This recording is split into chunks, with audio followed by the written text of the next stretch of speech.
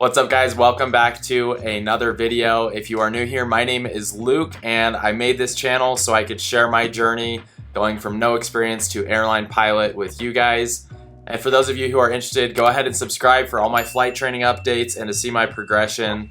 And that way you can get an idea of what to expect if you're about to do this for yourself. In today's video, we're going to be talking about the CFI stage at ATP. And if you're going to ATP or an accelerated flight school, you can probably expect to have a similar experience to me. Some of the different items that we're going to talk about today is why I became a CFI or why other people become flight instructors. We're also going to talk about the CFI training at ATP specifically. Not only that, but we're going to talk about my Checkride experience and the oral and the flight portion and what you can expect if you have a CFI Checkride coming up. I'll also mention what I wish I had known prior to beginning the CFI stage at ATP. And then lastly, we're going to talk about what's next in my training and what I have going on after CFI. And before we move on, I just want to say thank you so much to all of you guys who have subscribed or who have been following the journey. I really appreciate your support, and I honestly didn't expect this channel to grow like it has.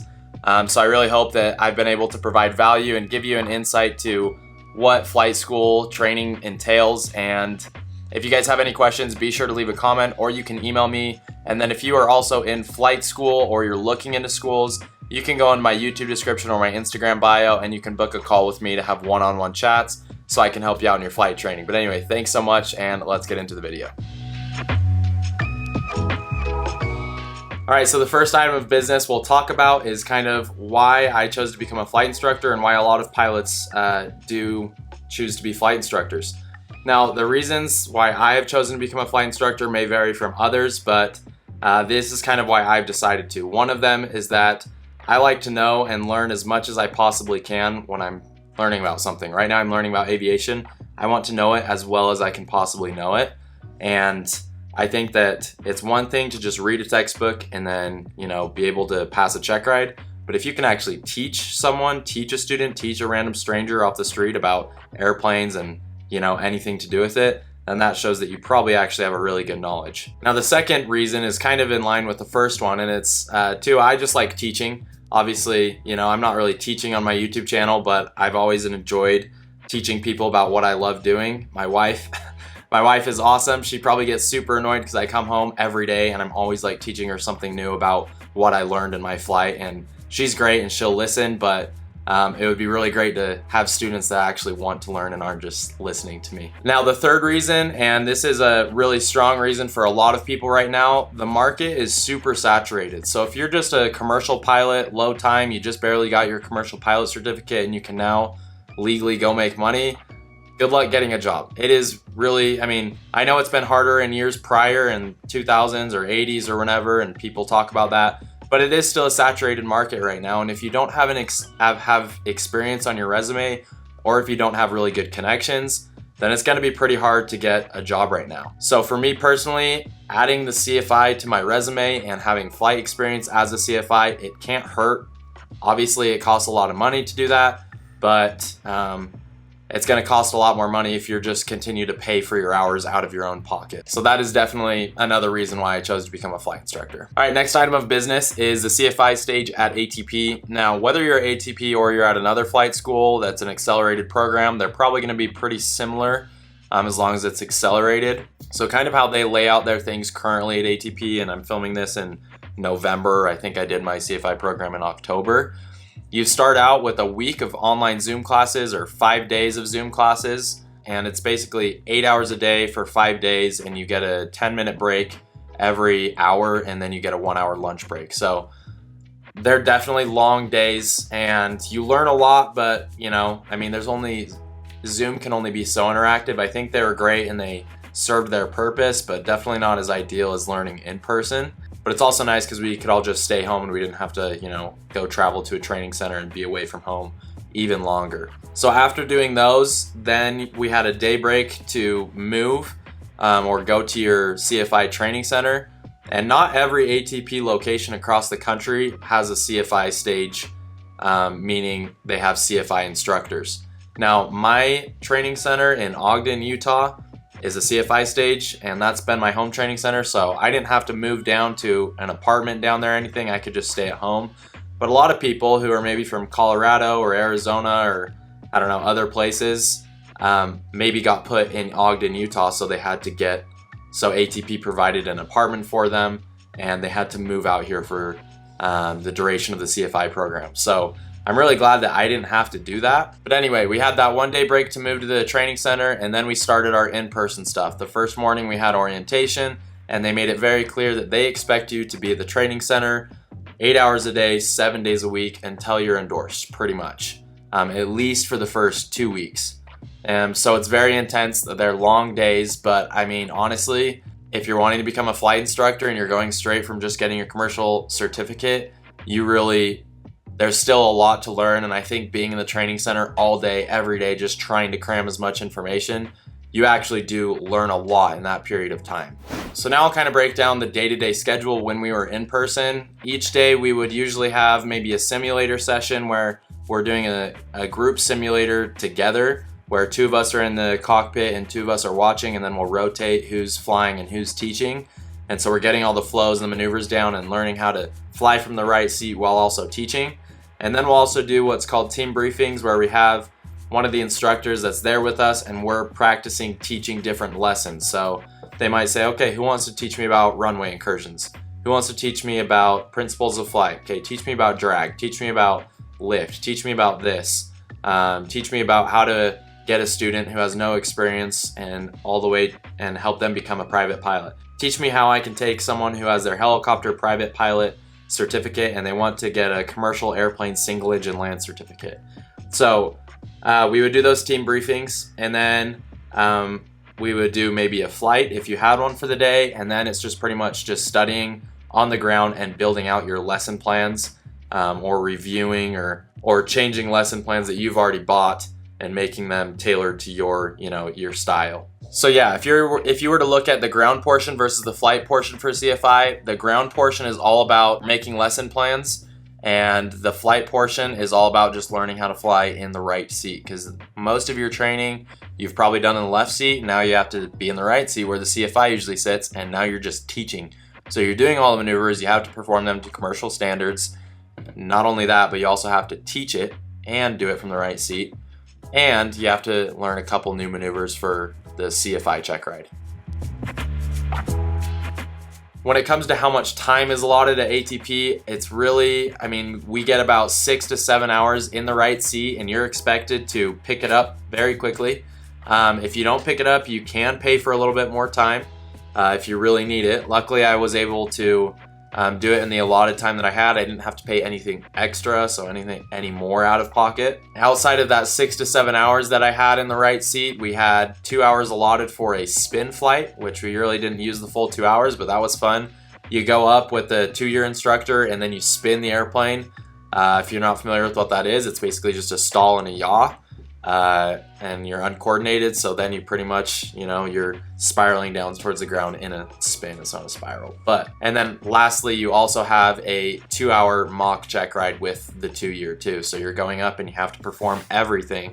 And if you do it all sat and everything looks good and your oral was good too, then you get endorsed to take your CFI check ride. And then once you're endorsed, you can get a proficiency flight. It depends how many days you're waiting for a check ride, and it seems like it's constantly changing in ATP when you can get a free proficiency flight.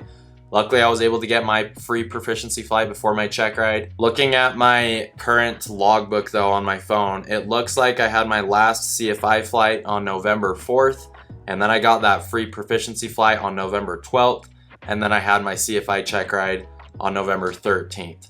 So not bad. I really didn't have to wait that long. One thing that I have appreciated is that, and I may have mentioned this in other videos, ATP will sometimes send imports in. So we brought this guy in, this DPE from Ohio. He came in and he helped get a ton of the check rides out of the way, so I didn't have to wait months like I know a lot of people have who are at other schools around.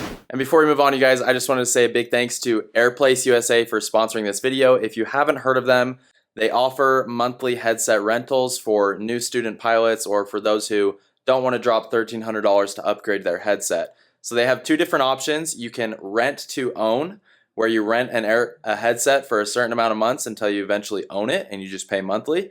Or you can rent and return. So you can just pay a monthly fee to rent a headset, and then eventually when you don't want it anymore, you can just return it cancel it. It's free. There's no sort of cancellation fee or sign up minimum. The cool part is they've given me a discount code, so you can go in and put Luke10 when you go and you check out, and you'll get 10% off on the rent and return section. So definitely be sure to check them out. They have all sorts of headsets, and let's get back to the video. All right, now let's get into the Checkride itself, how it went for me, and what you could possibly expect in your oral and your flight portion. When it comes to Checkrides, pretty much any Checkride, you're gonna have the ACS, the Airman Certification Standards. And this book is pretty much gonna be your Bible or your Holy Grail when you're studying. It's going to tell you everything that you could be tested on during that Checkride. And there's certain tasks or certain subject matters, certain subject areas that it's guaranteed that you will be asked about. So basically what I did is I went through and I highlighted all the different tasks that they were guaranteed pretty much to ask me on, and then I made sure I really had good lesson plans for those ones. But anyway, so I studied this really well. And one thing that's different about your flight instructor Checkride compared to other Checkrides is that most of the other Checkrides, for example, your commercial pilot certificate, you're pretty much just being tested on, airspace, the systems of the airplane, different performance calculations, weather, whatever. Now with the CFI Checkride, you're being tested on all of that and being able to teach all of that, but you're now being tested on the fundamentals of instruction, the FOIs. So the FOIs are pretty much what they sound like. You have to learn a little bit about human behavior and teaching students and defense mechanisms and barriers to effective communication and all sorts of random stuff like that. So you need to make sure you're polished up on those as well. So now getting into the oral. For my oral, he didn't really have me teach him the fundamentals of instruction, the FOIs. What he wanted me to do is incorporate the FOIs into my teaching. For example, if I said, okay, I'm gonna go teach you this maneuver and I'm teaching him about steep turns, he might say, okay, what teaching method are you going to use to teach me that? And I would say, okay, I'm going to use the demonstration performance method. So this is how I would do that. So he kind of just wanted me to incorporate it, which I really liked. My Checkride wasn't super long. My oral, I believe it was only, if I remember correctly, it was only 3 hours. A lot of people will have them that are 5, 6, 7 hours long. So I'm really thankful mine didn't go long. But I think if you answer confidently and you know your stuff, that will definitely help. It might make it shorter, but some DPs, even if you're confident and you know your stuff, they'll just want to go for a really long time anyway. Now, as far as my flight portion, it was pretty short and pretty simple. We got out to the airplane. He asked me a couple different questions about the airplane and its systems, nothing super complicated. And it was really nice because I didn't have to teach the whole time during the flight, which some DPs have you do, meaning you literally have to teach them everything you're doing. So when you get the weather, when you're taxiing, about this sign, when you're doing your run-up check, when you're taking off. For me, he just said, hey, teach me what you're doing during the run-up, teach me what you're doing during this, and then teach me these maneuvers. And he had the plan of action detailed, and he wanted me to teach him specific things. I really appreciated that, and it made it so my brain wasn't super worn out during the whole Checkride. But yeah, there's really not much to say. I can't really remember the maneuvers we did. We did a lot of them, and obviously all the required ones, and it was pretty smooth. I did everything just about within standards. I maybe dipped out of standards once or twice, but as long as you correct for it, I think that's the biggest thing, and you're teaching it through. So say you're doing steep turns, and let's say the nose drops and you get fast. You say, okay, I maybe added too much bank, so I lost lift, so my nose dropped, and when I nose dropped, I increased airspeed. So what we're gonna do is make sure I'm keeping that same reference outside and I'm keeping my bank angle the same, so and just making sure that bank doesn't get too steep, or it just kind of is. You just need to teach through the Checkride, and if you know what you did wrong and you know how to correct for it, I think that's the biggest thing. And obviously you can't be making consistent mistakes throughout the whole Checkride, or else that means you don't know how to fly the airplane. Luckily, as far as the landings, we didn't have to do the power off 180, which was awesome. I haven't heard of a ton of DPEs making CFI applicants do the power off 180. We just did. I know we did a short field and a soft field, I believe, and then probably a normal. I honestly can't remember. It's actually been a while since I took it. I'm filming this in December, so it's been, I don't know, at least a couple weeks since I already had my CFI Checkride. Okay, now that we've talked about the Checkride, I did say that I would mention briefly what I wish I knew before I started the CFI stage at ATP. Now, there's not a whole ton I have to say about this, but something I will say is that when you're teaching your lesson plans and you're practicing teaching, don't be a robot. I think when I started teaching, I was just, reading my paper and reading literally like a robot and just teaching not how I would teach an actual student. One thing that you could do that I kind of wish I do, think about when you were just starting flight training and when you were a new student, and think about what your instructor did that you liked and think about what your instructor did that you didn't like. And then just try to incorporate that into your teaching style. If you don't have peers around you who can actually give you feedback, then you can, film yourself teaching a lesson plan, and you're probably gonna realize, wow, I did not realize I sounded like this. So just be chill and use your resources. I mean, there's so many great YouTube videos on things. For example, if you're trying to teach systems or teach them about an engine, pull up a YouTube video and walk through the graphics and what's on the screen. It's gonna be way easier to do that, and your student or fake student will understand it way more compared to you just reading from the p-hack and trying to just give a lecture on how the engine works. So use your resources, be yourself. The other thing I would say is that you really have to buckle down for this part of the training. CFI was probably the hardest part of the program for me so far. You gotta work hard and be there long days. I'm not perfect, I wasn't there 8 hours a day, every single day, nonstop until I was endorsed. Some days I would go home a little bit early, but I think, and you do need breaks every now and then or else you're just gonna burn out. But yeah, there's no secret answer. You just gotta work hard and really realize that you're on the last stretch. So just put a lot of effort into it because you're putting a lot of time and money into this. Okay, so what's next in my training? It is not done yet. I still have a couple different certificates that I need to get. After CFI, you get your multi-engine or your commercial multi-engine add-on, and then you'll get your multi-engine instructor and your certified flight instructor instrument. So it's technically 3 check rides that you still have to do after CFI, but it's really quick. You don't fly that many hours. You only get a couple flights for multi, and then you get a couple more flights for multi-engine instructor and CFII. So it goes really quick, and then once you're done with those other check rides, the program is over.